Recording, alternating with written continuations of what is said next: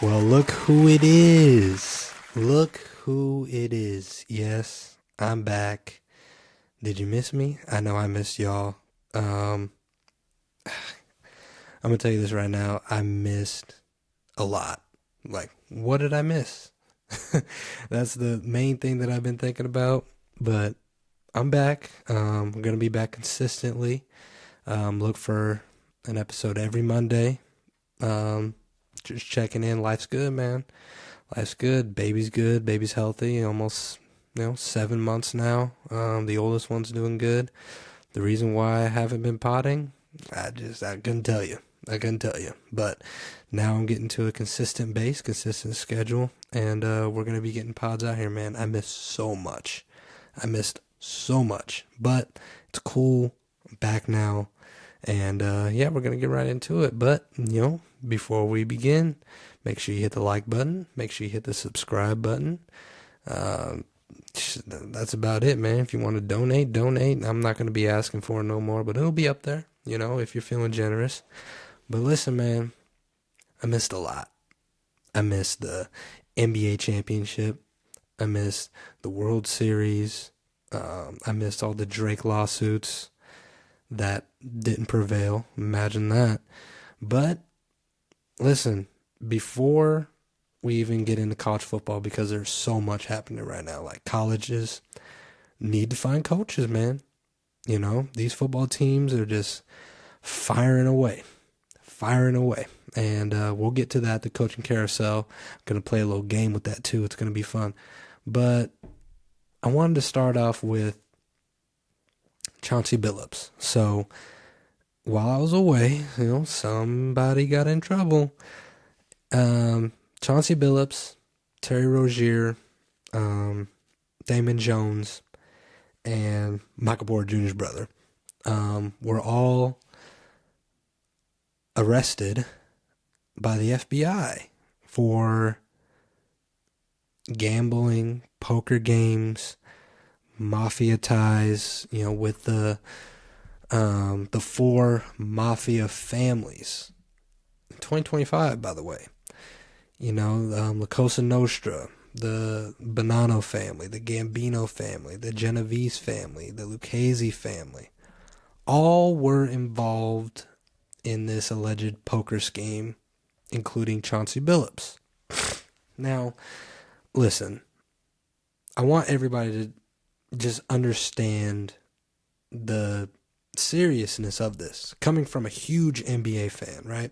If you don't know Chauncey Billups, aka Big Shot, mainly known for his years in Detroit, won a championship, Finals MVP, played in Denver, had a great run there. There is no off the court issues with him ever, and now he's the head coach for Portland. And, some people might say he should have been fired because of his performance. A lot of, they're going back now and seeing some of the fishy rotations, taking guys out when it's crunch time in the game. All that said and done, the internet's going to do what it's going to do. But looking at Chauncey's career, like, I don't know him personally, but my cousin, Antonio McDice, played with Chauncey. So I watched Chauncey a lot. The years with Tayshaun, Rip Hamilton, Ben Wallace, Rasheed Wallace. If you want to talk about like a perfect example of how to be in the NBA, he's one of those guys. He doesn't get in trouble. He doesn't have any off-the-court issues. You're never going to see him on TMZ. His record is clean as a whistle, Hall of Famer. And when I see that the FBI is arresting Chauncey Billups, the head coach of the Portland Trailblazers, after they just had a season opener for a poker game, that is super fishy, by the way. If you hear the reports, I know it was a while now, but I just want you to get my thoughts on it. Rigged poker games, rigged tables, rigged card shufflers, the whole 9 yards of some Mission Impossible shit. Now, I haven't played in a while, but I love poker. Okay. I love the game. I love the strategy of it. I love it all. And when, back in the day when me and my friends would play poker, we'd invite them to the house, everybody pitch in 20. That's your buy-in, winner take all. That is perfectly legal, okay? Because I want everybody to understand where it does get illegal, like the line. The person, let's just say I'm hosting a poker game, right? And everybody has a, $50 buy-in. Let's just say, whatever the number is. Doesn't matter how many people are there. Doesn't matter the buy-in. Whatever the buy-in is, if I'm the host of the poker game and I take a percentage of the take and keep it, that is illegal. The house cannot take percentage of the cut. Can't take percentage of the take. Can't take percentage of the buy-in. That's where it's illegal. But this shit is insane. This is 20 times worse than just a regular poker game. And in my personal opinion, I know that I think he appealed in court a couple days ago. Now there's rumblings that Tyronn Lue has attended those poker games, which, God forbid. Listen, Tyronn Lue's another one of those guys where his record's clean. I can't see him getting involved with the mafia. The same way I couldn't see Chauncey Billups getting involved with the mafia. And this is my take on it. I personally believe. Now, I don't know personally, I don't know him. I don't know anybody involved. Just my personal opinion of watching him as a professional athlete, as a professional head coach, the interviews he's done, all this other stuff. I really think he didn't know. Okay? Now, how? I personally don't know. I think whoever was involved in these alleged scammed poker games, a la the mafia, used him just as a pretty face for big time bettors to show up. Now, here's the thing. Chauncey's a great player, right? But it's Chauncey Billups. Is he really that big of a fish to attract millionaires, multimillionaires who are willing to throw a lot of money in a hand of poker? I don't think so. But how many of the superstars really play poker, or better yet, put themselves in the position to where, this seems kind of wishy-washy, or I just got better things to do. So they got Chauncey. And I don't think that they told Chauncey. I don't think Chauncey was aware of all these rigged poker games, how the games went, the secret machines, x-ray contacts, whatever you want to call it, whatever technology they were using. In my personal opinion, I don't think he knew. And I hope for the NBA's sake and for his sake that all of this just gets washed away and they go after who they need to go after. Because when you look at the news reportings, you look at Cash Patel, the pitchers are Chauncey Billups, Damon Jones, Terry Rozier. You name the four families. Where's one of them out of the four families? Where are these mafia guys? That's where I have a problem with it. The NBA just started. Wemby at that time dropped 40 plus, looked insane. Cooper Flag's debut. The Warriors were playing. The Lakers were playing. Luka went crazy. And then you just drop a bombshell on all NBA players. Now, granted, I can see Terry Rozier doing some of this shit. I'm not going to lie. But that's beside the case. You highlight Chauncey Billups. Where's the other mafia guys? If you say you're going to use this to get to La Cosa Nostra, which honestly, besides John Gotti, Sammy the Bull, Michael Francis. Bro, that was years ago. If they are still active, which I believe they are, why not go after them? Why not put their pictures up? But you had to pick a head coach in the NBA. Now, if there's some politics in it, this isn't a politics show. I'm not going to get into the politics of it. I'm just saying, I personally believe Chauncey didn't know. That's where I'm going to leave all of this until we get all the information when he does his time in court, when we see all the evidence, and Lord willing, he's innocent.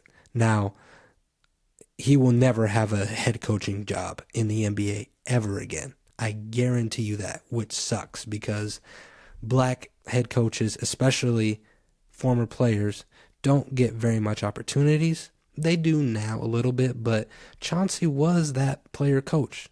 His team was ass. They're always in the draft, always in the lottery. But you just got Dame Lillard back from Milwaukee after he got bought out. Denny Avdia is looking amazing right now. Amazing. And I don't know. I just feel bad for Chauncey.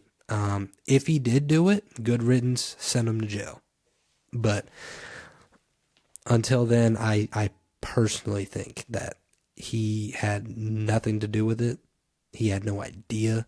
Because I can only judge a man off of his character that I've seen. That's not in his character. But like I said, we will see. We will see. So looking forward to that. Okay.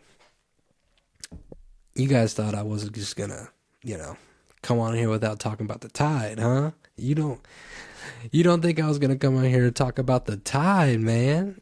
8-1. Now listen, we did lose to Florida State, okay? And it would have been great to see my reaction during that. Well, I guess I can tell you how I felt at the time. Honestly, I felt a little bit more confident in the loss than I would have last year. Simply because I knew Ty Simpson can just throw the ball well. And that's all we needed. Last year we had the weapons. Last year we had the hype. We just needed a quarterback to throw the football. Now listen, I love Jalen Milroe to death. Okay, he is an amazing football player, an amazing human being, an amazing person, an amazing leader, and I hope he gets a shot in the NFL. Okay, playing with the Seahawks. Sam Darnold's cooking right now, but I hope he gets a shot because he is a good dude. He just couldn't throw the football.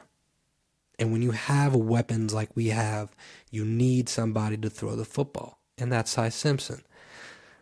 After Florida State, it's been good to great. Sometimes average, but I'm really impressed with how this Alabama team and Coach DeBoer goes through turmoil and can get back into it and then win the game. A la South Carolina. Now listen, a lot of people say you should have blew them out by 20. And in a Nick Saban era, yeah, that'd be true. But in Coach DeBoer's era, he's known for winning one-possession games. He was like that in Washington. He's like that at Alabama. Down by 8, we get a touchdown. We get a 2-point conversion. And right then and there, I knew, okay, Ty Simpson played like shit during the whole game. But that drive, he was on fire. And the defense got a huge turnover, and we end up winning the game. That's all I wanted to see. How do we look against so-called inferior opponents that we're supposed to beat, to where last year we couldn't beat those teams? We lost to Vanderbilt. We lost to Tennessee. We lost to Oklahoma. Games that we should have won. Now we're winning those games, except for Florida State. And Walk away yesterday, LSU 20-9. It was ugly. It was nasty. Don't care. I hate playing teams who've just fired their head coach. I absolutely hate it. But the problem, or not the problem, because we're 8-1. The issue that I'm worried about with Alabama is the running game. We can't run the fucking ball. And it's so obvious. Jam Miller, love him to death. Great teammate, great leader. He is the heart and soul of that team. He only gets like 2 yards a carry, and then he'll eventually have a break where he gets a first down, and he'll have a chunk play for 12, 13 yards. Hill is a solid back, but he's not ready yet. It's just not there. Our passing game is elite, though. Ty Simpson had half an inch to where, he overthrew it by half an inch. So the game could have been really ugly. But we got to establish a run game. I have a worry that it's going to bite us in the ass in the long run in a game where it's important. But hey, I can't complain. After the first game, I don't see us running the table. We got Oklahoma, we got Eastern Illinois, and then we got the Iron Bowl in Jordan-Hare. And that game's always weird down there. Hopefully we beat Oklahoma and we walk away with a win in the Iron Bowl and we go to the SEC championship. But we'll see how it is. We're ranked 4th right now. Love it. Coach DeBoer, keep wearing that black hoodie all year long. Please don't change up. Please. But college football is crazy right now. Auburn fired their head coach, Hugh Freeze. Penn State fired their head coach, James Franklin. Florida fired their head coach, Billy Napier. And LSU fired their head coach, Brian Kelly. It's November. It's the beginning of November. And I don't even know the buyout officially. It's probably around in total of all head coaches, 178 million, 180 million, around there. Listen, man, these teams, they understand that there are some really solid candidates out there that could make the change, and B, they're willing to pay. They're willing to pay to play.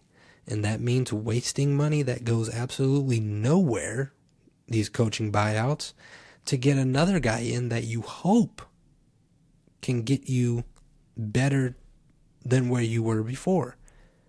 Is that promise? Absolutely not. Because a candidate that you think you can hire, what if they don't leave? Why would they leave in some of these instances?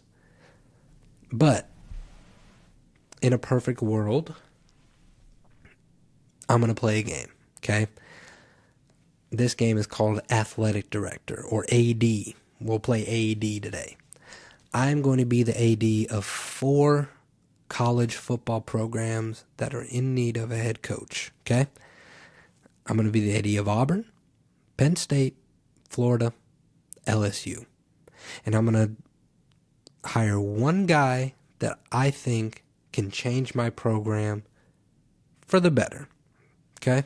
So here we go. Auburn, if I was the AD for the Auburn Tigers, I'm hiring James Franklin.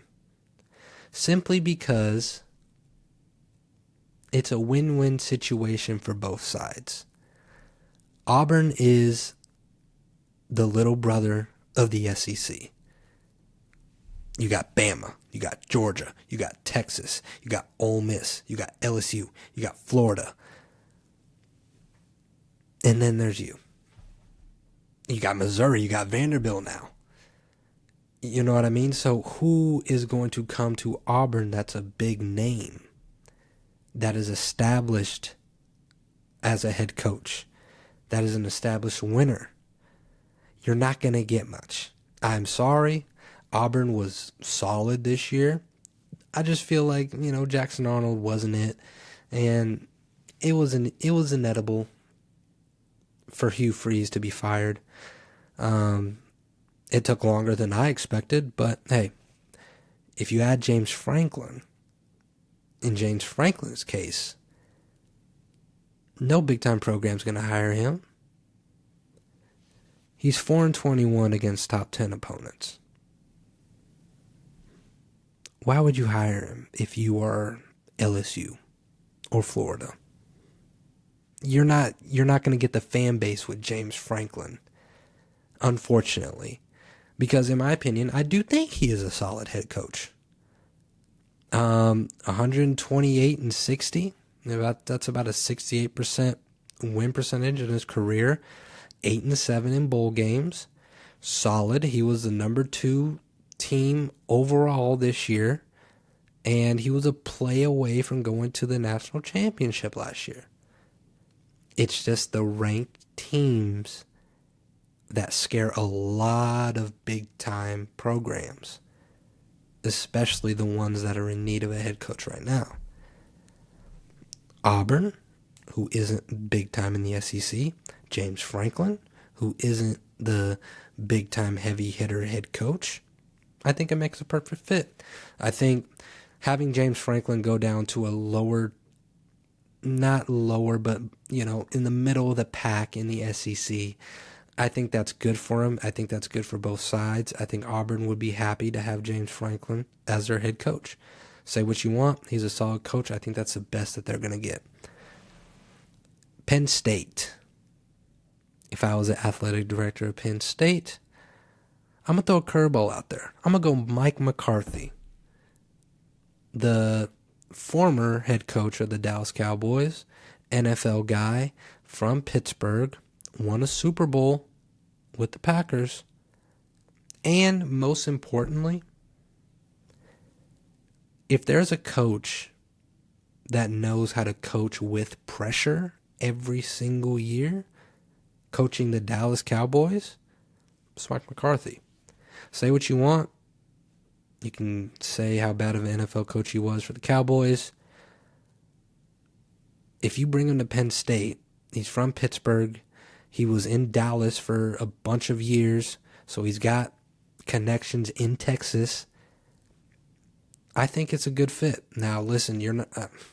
Good luck with Florida's open, LSU's open. Maybe Clemson might be opening. I don't know if they're gonna get rid of Dabo. Maybe Florida State might open. I don't know. Who's to say that Sark might go to the NFL if he loses another game? That means Texas might open. Who is Penn State going to get? Now, I like Matt Campbell. Okay. I like Summerall. I like Drinkwitz. I like Clark Lee. But I don't know. Mike McCarthy, just the way that he coaches, the way that he walks around, the way that he acts, if you bring a certified NFL guy there, I think it'll work. Now, you could say, well, Bill Belichick in North Carolina, look how that went. The difference is North Carolina is a basketball school. I'm sorry for the North Carolina football people. That school will always be a basketball school. All the money, all the attention, all the fan base is focused on Tar Heel basketball. That's it. If your football team's good, that's a plus. But it'll always be a basketball school. Penn State, on the other hand, is a football school. There's nothing else that people care about in Penn State more than just football. The whiteout is insane. You can get recruits down there because it is an upper echelon Big Ten program. And the NIL might be focused more on football. So I think Mike McCarthy will do good there as an NFL guy. And that would be my hire for him. Okay. If I was the athletic director of the Florida Gators, you already know where I'm going. There's no other candidate on here. I don't care what the list says. Bring me Urban Meyer. Offer him a contract that he can't refuse, and if he does, he is not going to go anywhere else. That's how good this offer has to be. 187-32 as a career head coach in college. 65-15 at Florida. 3 natties. 2 of them were at Florida. You need a big name to bring the fan base back, to bring the recruits back. Because listen, Florida is deep with recruits. And the schools, there's a lot of them, and they're all good now. You got Florida State, who's on the come up. You got Miami, who's on the come up. You got USF, who's ranked. You got UCF. You got to bring the Gators back. If you can't get Lane, if you can't get more of these SEC schools, SEC coaches, your first call needs to be Urban. Now, what happened in the NFL happened in the NFL. All right, he's a freaky frog. We're not going to talk about it. What is not a doubt is that he is one of the best college football coaches ever. Ever. Right under Nick Saban and Bear Bryant. And whoever else you want to put there, he's in that category. Get Urban Meyer back, man. You guys need it big time. And LSU, if I was the athletic director of LSU, I'm going to go Joe Brady. The Buffalo Bills OC, he was on the LSU staff of that 2019 team, coached by Coach O, and he's only 36 years old. Now, I know what you're saying. He's a coordinator. I don't know. Is he established? Listen, Sark was a coordinator. Kirby was a coordinator. Kiffin was a coordinator. Coordinators can make solid winning head coaches. Okay? If you have somebody who was in the facility, okay, so he knows LSU football, that was the most important thing that I feel like was missing with Brian Kelly. Brian Kelly's not a SEC guy. He's definitely not a LSU guy. You can tell by that accent he tried to make. It was ridiculous. So you need somebody who knows the program, who knows the building in and out, and who was involved in that winning, amazing, probably one of the best college football teams of all time, and that's Joe Brady. Now, how will he fare as a head coach? You never know. That's what happens. But I think Joe Brady would be a good fit. I also like Summerall.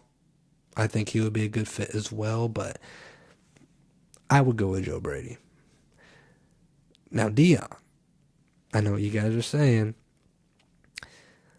All 4 of these teams, they don't have Lane Kiffin on there. What are you trying to say? Are you saying that Lane Kiffin is staying at Ole Miss? No. No, I'm not saying that. Are you saying that Lane Kiffin might go to another job that isn't on this list? Like a Texas, maybe? No, I'm not saying that. I personally think Lane Kiffin isn't going to be coaching college football next year. There's a little spot in the NFL called South Beach that might be opening up. The Miami Dolphins. This is a complete hot take, by the way. Complete hot take. I'm throwing this out of left field, but it kind of makes sense. Why not Lane Kiffin to the Miami Dolphins? Anyone? Would anyone take that bet? Lane Kiffin in a Dolphins polo with a Dolphins visor? Seems to fit to me. Now listen, college football is always going to have openings. Simply because there's so many college football teams and all of them are good and you can turn any of the programs around just like that. Look at Kirk Cinetti with Indiana. Turned them around. They're a top 3 team in the nation.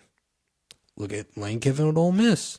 Ole Miss was a dumpster fire for years. And now they have one loss. And Lane Kiffin's the hottest name in these coaching searches right now. What if he just goes to the NFL? The NFL is super hard to get into as a head coach. Okay? Those jobs don't open up. Especially ones like the Miami Dolphins with all those weapons. And Tua's on that team. Now, I understand that Tua came later when Lane was at Alabama as an offensive coordinator, but he's still an Alabama guy, and look what Lane is doing at Ole Miss. He's turning Trinidad Chambliss a second stringer, and he's winning games. And listen, college football isn't the same as it used to be. This NIL era is turning most of these big-time head coaches off the rails. Guys can up and leave in the one portal window whenever they want. They can be with you one day, and then once the off season's over, they're hitting the portal again. Everything's getting expensive. And let me break this down for you the way I know Lane. He loves the beach. Okay? Now, I have family all over Mississippi. Pachuta, Quitman, Petal, Gulfport, Hattiesburg, Laurel. I love Mississippi, okay? But if you had to choose between Oxford, Gainesville, Baton Rouge, or South Beach, which one are you going to pick? Lane would pick South Beach. Hands down, no question.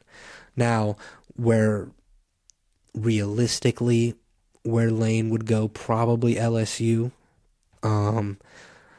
I mean, if Alabama went to a dumpster fire and lost to Eastern Illinois, and that job opened up, Lane would take that job. But why not go to the Dolphins? Makes some sense if you ask me.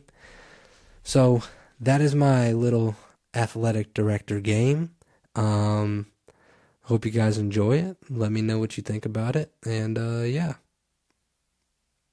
If any of those are right, by the way, especially the Lane Kiffin one, I need some money. I need to make a bet on that pronto if betting was legal in Nebraska. But on to some music.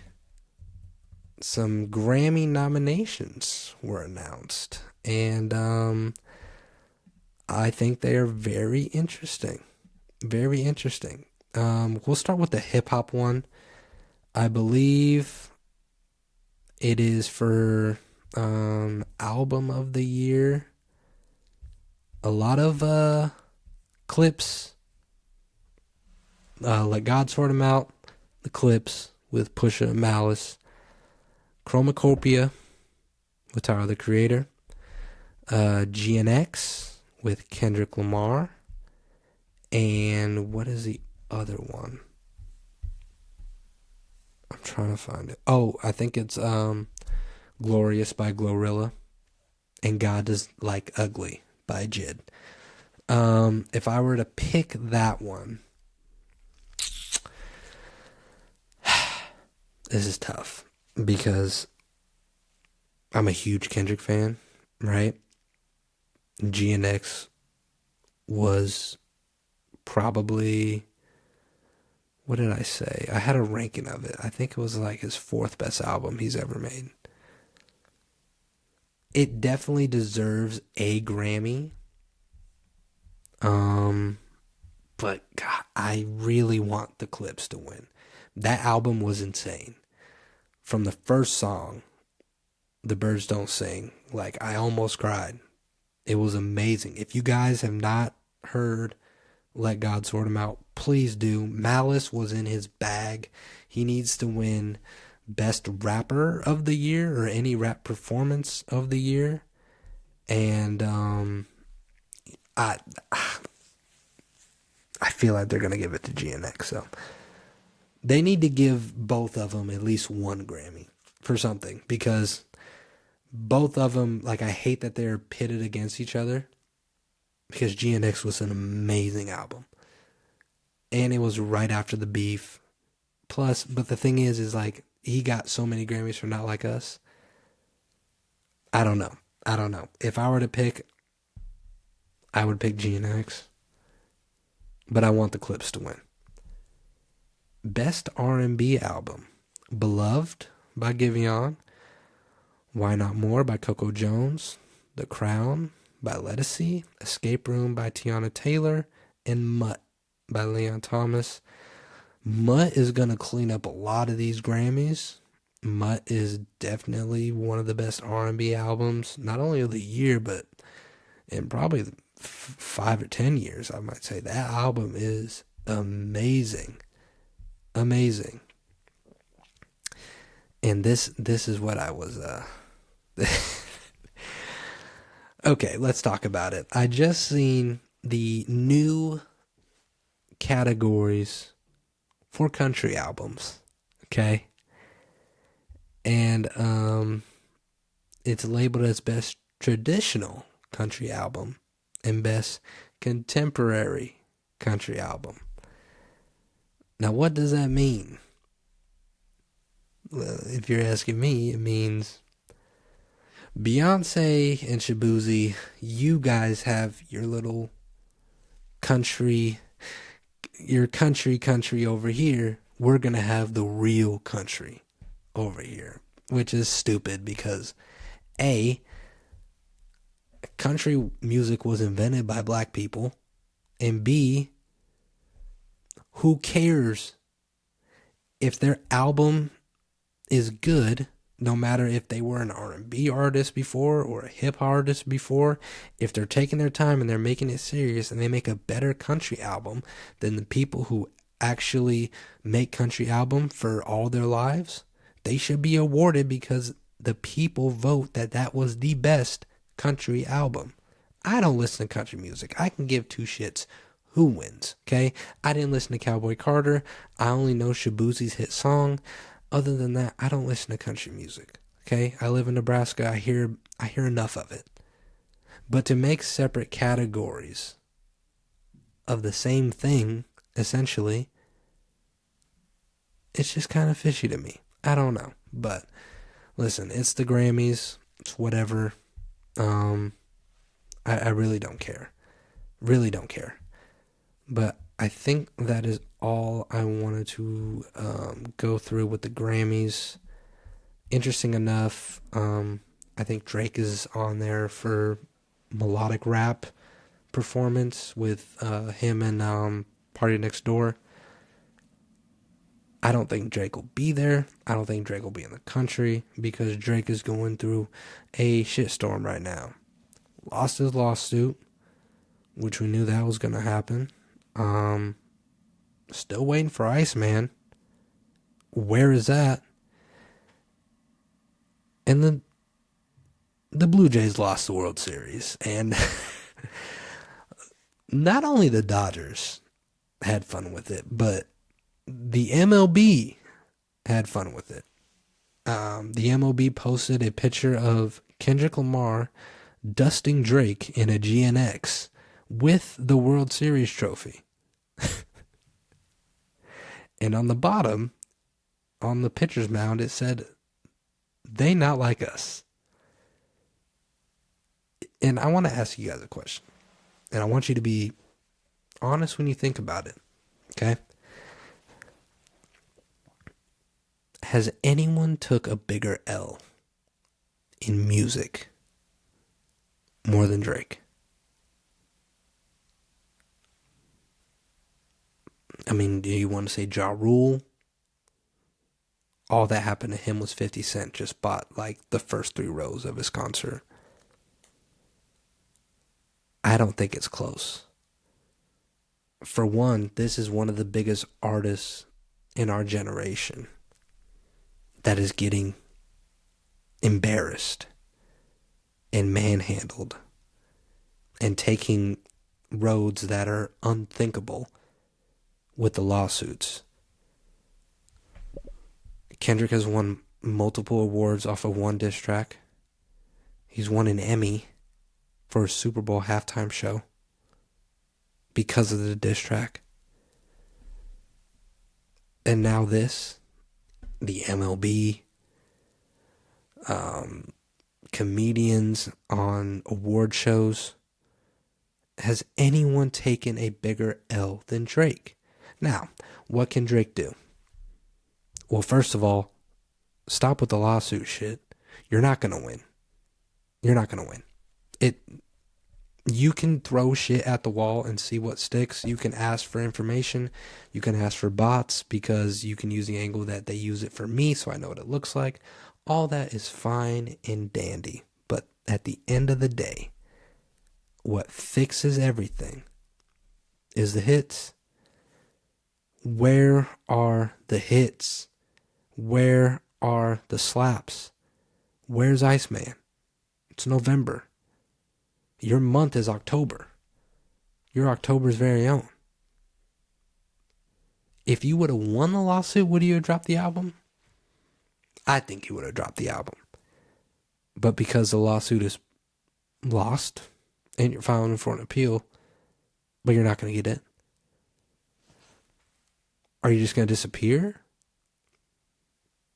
Because if you're going to disappear, you should have done that when you lost. And then show people how much the industry, not only the fans, not only the haters, the industry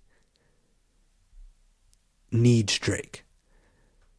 Because yeah, I'm a Kendrick fan and I picked Kendrick in this beef. But I'm also a Drake fan. I was there when Take Care dropped. I was the one person that said, I don't care about the ghostwriters on If You're Reading This Is Too Late. It's one of the best hip-hop performances, track after track after track, that Drake's ever done. From Nothing Was the Same, Scary Hours, Dark Lane demo tapes, the care packages. I was there. I know almost every song, every Drake song. But this is a different type of situation.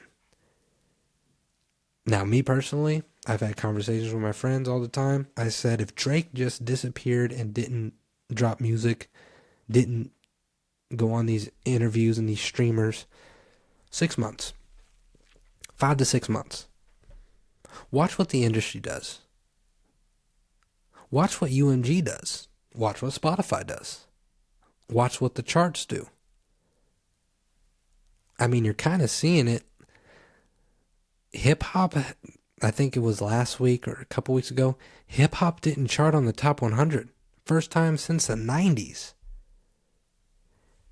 Kendrick's not dropping an album. Not anytime soon, anyway. J. Cole hasn't dropped the Fall Off yet.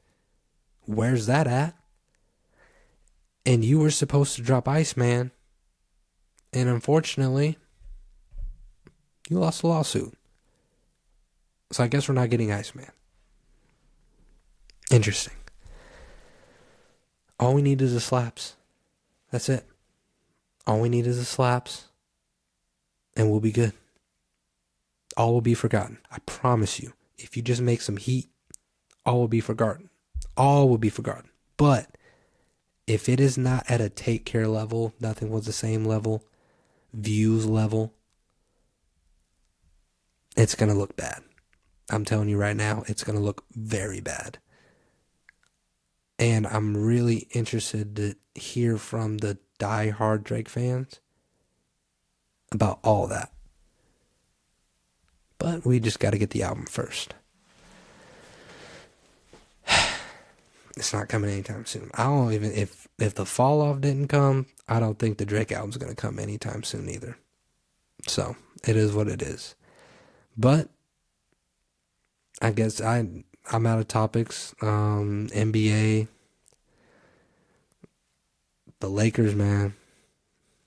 Them white boys is hooping. Luka looks crazy. I don't see much of a weight change, though. He still looks the same. He's averaging 40. Wemby looks crazy. I know he had some games, that are 9-9 and the mid-20s, but just from like the skill of seeing a 7'6", person handle the ball like that, shoot the ball like that, we are in trouble. And here's another thing. I do want to go on a rant about this. I can't believe that this just popped up in my head, but I've been thinking about this for a long time. This is the problem when you don't pod for so long. You get rusty, and you think that, like, I've been gone for so long, I have all this stuff to talk about, but all that stuff's been in the past for a long time. But this was on my mind. The new All-Star format. USA versus World. Now, first of all, the USA is going to get absolutely smacked in that All-Star game. I guarantee it right now. You have Giannis, Wemby, Shea, Jokic, Luka, Şengün. We're fucked. We're fucked. It doesn't matter who you put out on there. We are screwed. And I probably forgot some good overseas players. But how many times are we going to change the All-Star format? Adam Silver. Are we going to just listen to every single fan that says this sucks and then just go do something else? Why don't we go back to East versus West? We tried the captains. We tried the Kobe game. We tried a round robin tournament. Here's what you need to do. If this is going to be the USA versus World, stick to it. Who gives a fuck what they say? Because if you continuously change and add this wrinkle here and there, we're going to look like a league that doesn't know what the fuck we're doing. You add in an in-season tournament, which I don't mind. You add it in the play-in, which I like. I think the play-in is a great idea. But you change the All-Star format again. You're talking about adding a 4-point line, which would be insane. I don't think you should do that because you're messing with history then. And then who knows what's next? We're going to add another rule change. Just stick with what's worked in the past. I know the game's changing. I know the players are changing. Everybody's getting more skillful. Big guys can shoot. Everybody's shooting. But when it comes to the All-Star format, if you're not going to go back to East versus West, and this is what you're going to do from here on out, USA versus World, stick to it and fix the slam dunk contest. That's it. That's it. Make an incentive for these big-time dunkers to actually go out there and perform. And if not, just add a one-on-one challenge or something. But we can't be having the fourth guy on the bench or another G League player like Mac McClung to four-peat. That looks terrible when you have Ja, you have Anthony Edwards, you have Zion, you have LeBron. Where are the stars?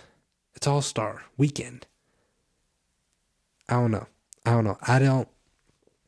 I think the game will be okay. I think it's the hype off of the Olympics, but we're going to get smoked. Name a USA lineup that could beat SGA, Luka, Giannis, Jokic, Wemby. Name a starting five that can do that. Steph and LeBron and KD are old. The young guys aren't ready yet. And we're not big enough. Pause. We have no bigs. But Bam? Is Embiid gonna play for USA again? What do we do? Chet's okay, but Jokic, Wemby, Giannis? That's your 3, 4, and 5. I don't know. It's going to be ugly. I don't see us beating that team. But who knows? Are they going to take it serious? Is there an incentive for that game? Are you going to make it worth their while? I don't know. We'll see how it is. But I really think that the NBA should just stick to something. Stick to the script. Don't worry about the fans. We're always going to bitch. That's just what we do. Okay? I bitch all the time about the NBA. I bitch about everything. But my opinion shouldn't matter because you're the one who's making billions of dollars. Figure it out. But I think that's it. Short pod, got a lot of the college football stuff. I'm glad to be back. I'll tell you that right now. I did have a health scare I did want to talk to you guys about. So, when was it? A month and a half? A couple months maybe? I was working. As you know, I deliver for UPS. And my whole right side went numb. Scariest thing that ever happened to me in my life. Called my wife. I told her I think I'm having a stroke. I don't know what's wrong, but my whole right side just immediately went numb.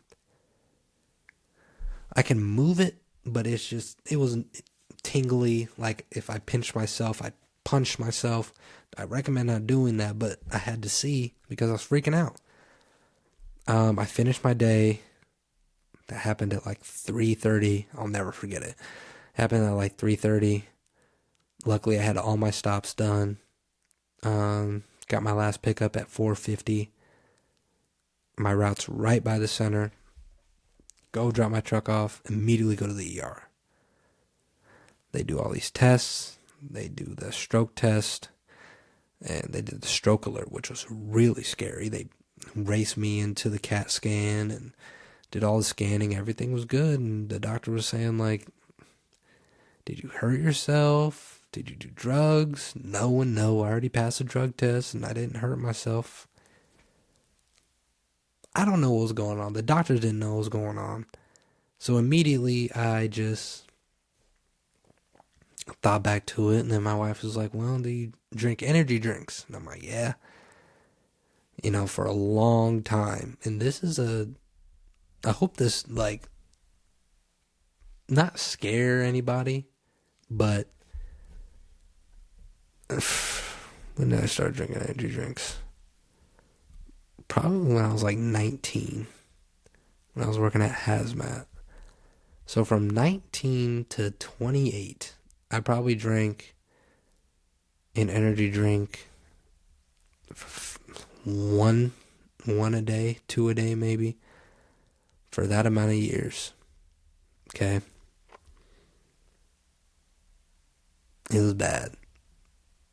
And it'd be a different one every day. Never Monster, but it'd be like, Bang, Rockstar, Celsius. And I don't know. I think I drank 2 energy drinks that day. I was a little jittery, but my body was just used to drinking 1 energy drink a day. And if I didn't have it, like, I would go through caffeine withdrawal.